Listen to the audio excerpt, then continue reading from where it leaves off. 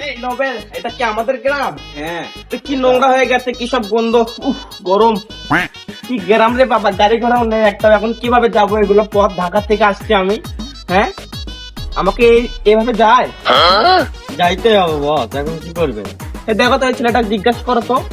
হ্যাঁ ভাই, কি অবস্থা, কেমন আছো? ভালো ভালো। ওই ঢাকা থেকে আসলাম তো আজকে।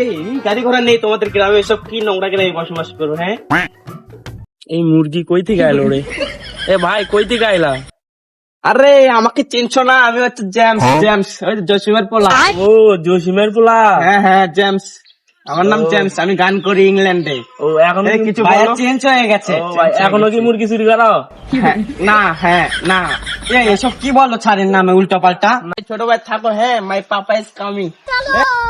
ভাই দিচ্ছেন একটা ছবি। এই এই এই গাছ করতেছো কেন? নোংরা হয়ে যাবে। যাও যাও যাও যাও।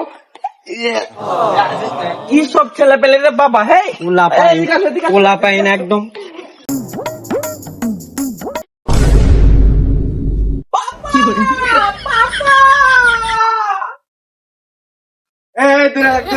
কে তুই? পাপা, তুমি আমাকে চিনছো না? আমি তোমার ছেলে জেমস। জেমস কিরা তুই? তোর তো আমি চিনলাম না।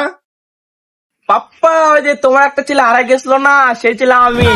জমাইলে পাপ্পা, অনেক কষ্ট করে বড় হয়েছি, ইংল্যান্ড থাকি, এখন গান করি, এখন জেমস নামে পরিচিত আমি। অনেক ভক্ত আছে আমার বাংলাদেশে, বুঝছো?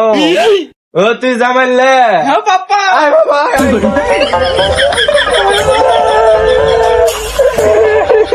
বাবা।